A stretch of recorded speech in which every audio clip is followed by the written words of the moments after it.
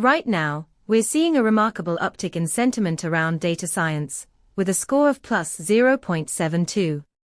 This is significant, especially when you consider that it's well above the historical baseline. The momentum at plus 0.34 suggests that this isn't just a blip, there's real interest building. Our API returns a comprehensive analysis of sentiment, including semantic clusters that help you understand the nuances behind the data. In this case, you have 13 distinct semantic clusters to explore, revealing the underlying themes driving this sentiment spike. Imagine you're building a product in the data science space. This sentiment insight could guide your feature prioritization or marketing strategies, ensuring you align with what's resonating with your audience. For more details, check out pulsebit.lojenterprise.com/docs. Let's dive deeper into this data together.